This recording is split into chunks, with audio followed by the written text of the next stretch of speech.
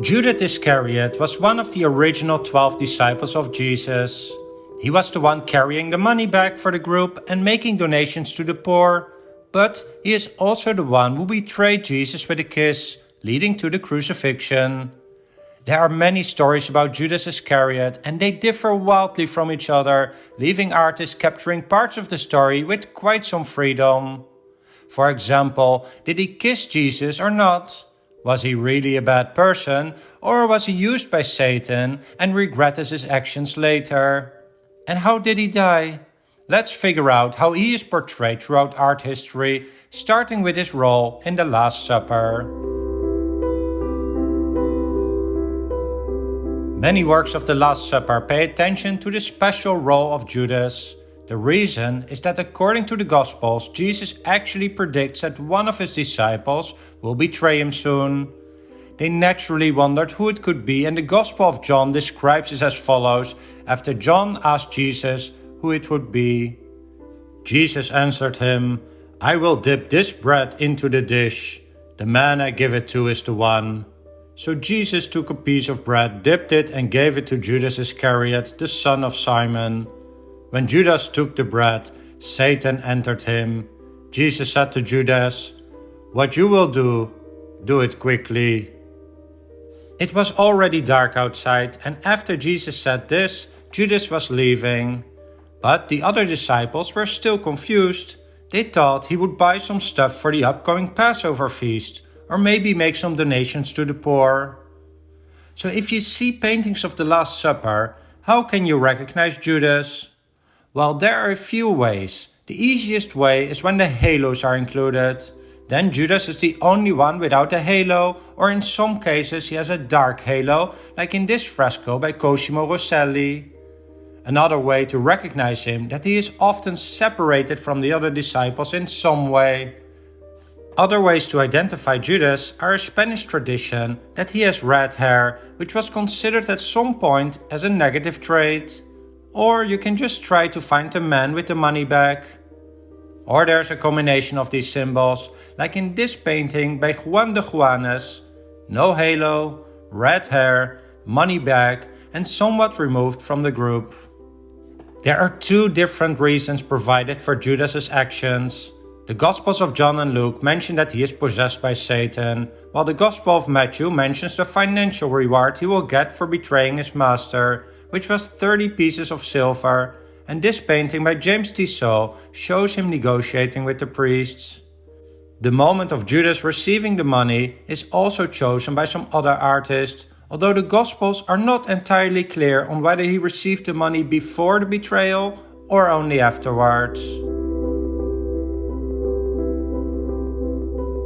Around 1456, the Italian artist Andrea Mantegna painted this work entitled The Agony in the Garden of Gethsemane, and it nicely captures the sequence of events leading up to the arrest of Jesus.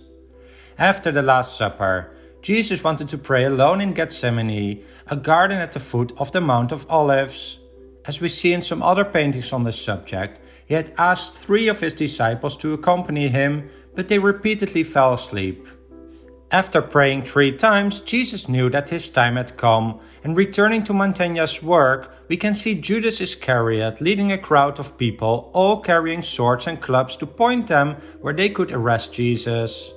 The plan was that Judas identify Jesus by giving him a kiss to identify him in the dark, and that is the moment that Giotto and many other artists in history have captured. Whether he really kissed Jesus or not is subject to some debate. The Gospels of Mark and Matthew describe that Judas did kiss him. The Gospel of Luke mentions that he is about to kiss Jesus, while the Gospel of John doesn't mention the kiss at all.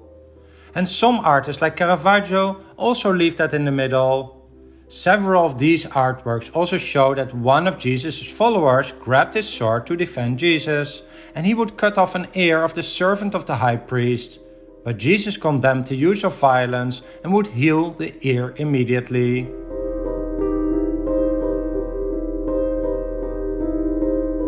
So Jesus was arrested and brought to the house of the high priest. And then the Gospels are quiet for a bit about Judas.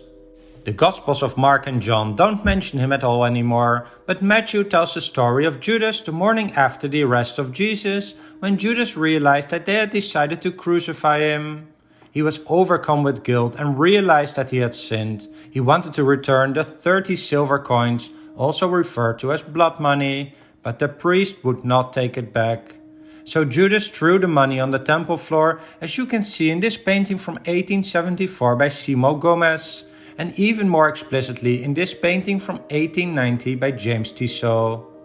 Some people even argue that Judas betrayed Jesus, but that he expected Jesus to free himself anyway soon afterwards, so it was just a relatively innocent thing to do to earn some nice money. Anyway, the priest would then pick up the money from the temple floor, but realized that according to their law, they could not mix that money with the temple money, as it was used to kill someone. Instead, they would use the money to buy a field called Potter's Field, a place that would be used to bury people who died while visiting Jerusalem. After Judas left the priest, he would hang himself. At least according to Matthew. In the book of the Acts of the Apostles, Luke has an alternative explanation for what happened to Judas. He describes that the money he received was used to buy him a field, perhaps the same field as Matthew mentioned. But instead of hanging himself, Luke writes that he fell on his head, which broke open his body, and all his intestines would pour out. The difference between Luke and Matthew's story on the future of Judas has some essential differences. According to Matthew, he regretted betraying Jesus, returned the money, and killed himself. But Luke does not talk about any regret. Instead, Judas would use his money to buy a field, but then he was killed in an accident. The story I told about Judas followed the paintings of Judas across art history. But there are many more alternative accounts about the role of Judas, including the Gnostic Gospel of Judas, in which he is portrayed as a good guy who followed the instructions of Jesus and who was the only disciple who really knew what was going to happen. Anyway, I hope you found this discussion informative. If you did, please hit the thumbs up button, subscribe, and hit the notification bell to be alerted when new videos are released. Thanks for watching.